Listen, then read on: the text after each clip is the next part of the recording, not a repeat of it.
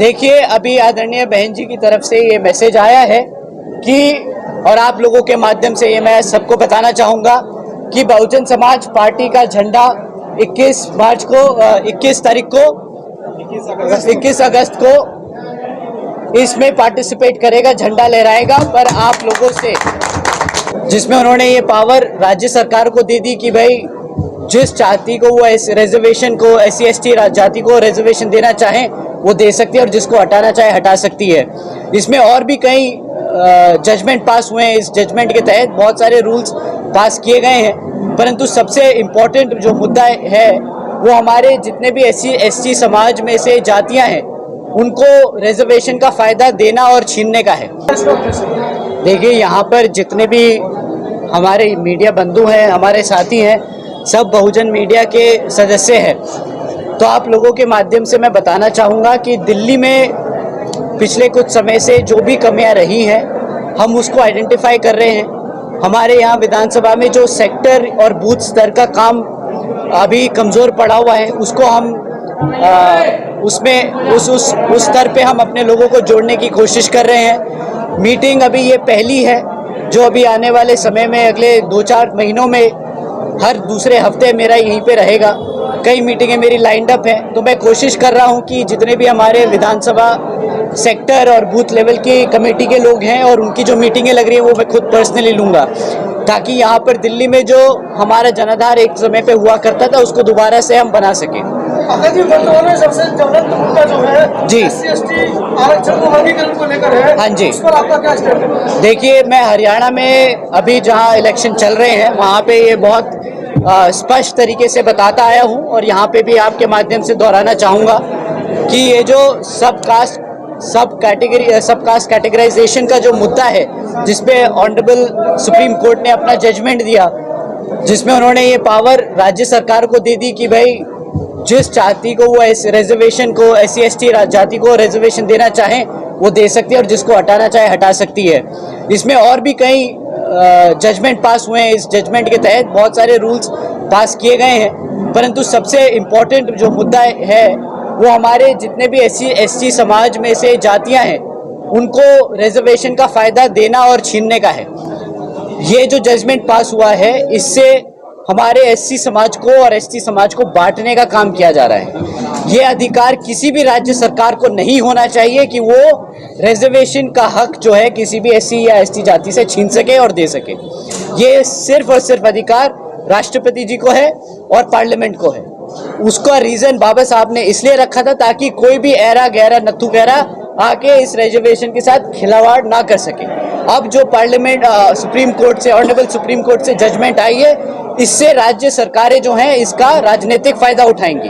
तो ये बहुत गलत डिसीजन है, इसके खिलाफ हम सब थे, हैं और आगे रहेंगे जब तक इसको सिक्योर और उसको चेंज नहीं किया जाएगा। 21 तारीख को भारत बंद है जी, बहुजन समाज पार्टी का उस पर समर्थन है या विरोध में है?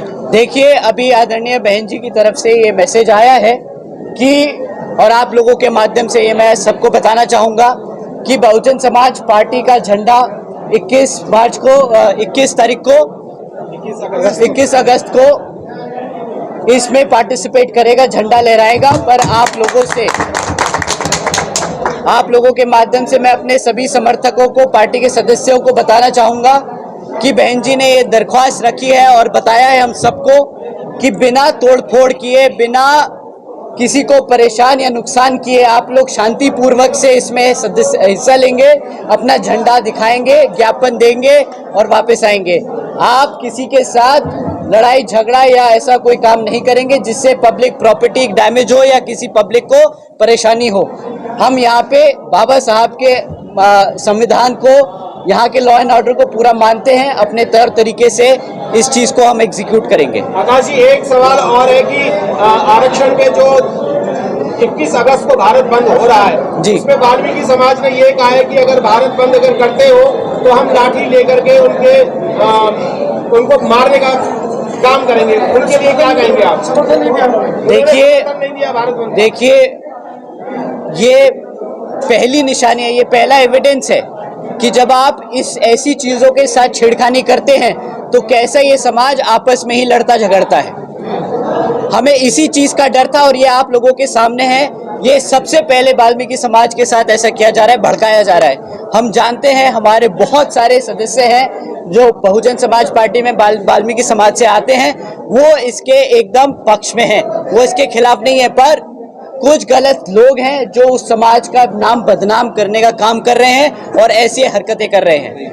तो हम चाहेंगे कि अब हम अपने वाल्मीकि समाज के सभी भाइयों बहनों से और बड़े से बुजुर्गों से दरखास्त करेंगे कि इस चीज पे आप ऐसी प्रतिक्रिया ना करें। पार्टी के साथ सब खड़े हैं, हम चाहेंगे आप भी हमारे साथ खड़े हो। जी, बहन जी ने कई बार कहा है कि हम युवाओं को पार्टी के अंदर जी जगह दे रहे हैं। जी, महिलाओं की संख्या कम है, राज्यसभा लोकसभा में तो लड़ रही है। हाँ जी। साथ ही साथ बहुजन समाज पार्टी से भी वो कह रही है कि हमको भागीदारी कम मिल रही है, अच्छा। खासकर युवतियाँ।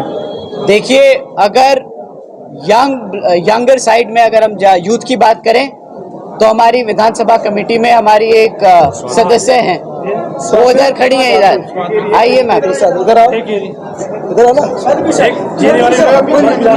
आइए आइए आइए आइए मैम,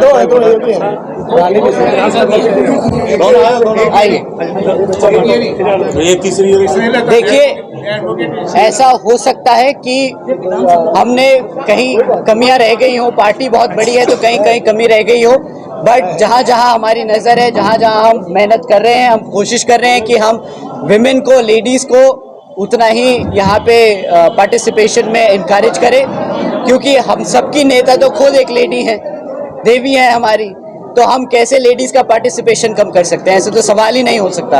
आकाश जी, अभी आपने ये कहा था कि पार्टी से जुड़ने के लिए पार्टी से जुड़े और जिसको भी बात करनी है मुझसे आकर के भी बात कर सकता है जी। पर आपके जो दिल्ली प्रदेश के लोग हैं वो आपसे मिलने नहीं देंगे, तो उसका क्या समाधान है कि आपसे मिल सके? देखिए सर, आपने तो पहले ही बोल दिया मिलने नहीं देंगे, पहले ही मन बना लिया। ऐसा नहीं है कि कोई मिलने नहीं देगा। मैं खुद पार्टी ऑफिस में अवेलेबल रहूंगा, करोल बाग का हमारा दफ्तर है, मैं वहीं बैठूंगा, वहीं पे जिसको मन करे आके मिल सकता है। मैं अपना ट्वीट भी कर दूंगा जब जब मैं करोल बाग ऑफिस में रहूंगा, तो हमारे सभी दोस्तों भाइयों और जो सोशल मीडिया पे उनको पता चल जाएगा कब मैं कहाँ हूँगा। गाजियाबाद में एक इलेक्शन होने वाला है, उसकी बीएसपी की कोई भी तैयारी नहीं है उपचुनाव में। देखिए सर, देखिए यूपी का मामला है, वो वहाँ पे लोकल कमेटी और जो वहाँ पे हमारे पदाधिकारी लोग हैं वो देख रहे हैं। मुझे पूरा भरोसा है कि वो वहाँ पे अच्छे से तैयारी कर रहे हैं। अगर कुछ कमी पेशी रह गई होगी तो हम श्योर आपके माध्यम से उन्हें वो मैसेज मिल जाएगा। सर, 2024 के लोकसभा चुनाव में 2 नेता आए थे कि बाबा साहब का संविधान बचाएंगे, आरक्षण बचाएंगे, लेकिन जब सदन में पहुंचे तो वहाँ शिव जी की फोटो दिखा रहे थे। पुरानी संसद से बाबा साहब की तस्वीर हटा दी गई। क्या वो संविधान बचा पाए? क्या कहना चाहोगे इसमें? मैं क्या कहूँगा, आप ही ने खुद अपने सवाल में जवाब दे दिया। नहीं, संविधान बचा सर क्या?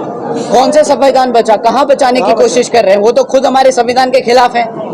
जब रिजर्वेशन प्रमोशन का बिल आता है तो यही लोग तो थे जो फाड़ रहे थे बिल। आप लोगों ने देखा कि नहीं देखा? तो फिर ये लोग कहाँ से संविधान बचाएंगे? लेकिन सारा वोट गया सर उनके पास में, बहुजनों का। अब आप ही आप अब हमारे सदस्य हैं सर, अब आप ही उन लोगों को, हमारे सभी पार्टी के लोगों को, समाज के लोगों को बताएंगे कि कैसे उन लोगों ने हमारे लोगों को गुमराह किया है। आप पे मैं जिम्मेदारी छोड़ के जा रहा हूँ। बराबर? Thank you. मैं मीडिया के सामने नहीं हूँ, मैं आप लोगों के सामने बहुत क्लियर करना चाहता हूँ। मैं आप लोगों के सामने अपनी मर्जी से नहीं आया हूँ, मैं यहाँ मीटिंग लेने आया था, आप लोग सामने आ गए हैं। Thank you so much, thank you.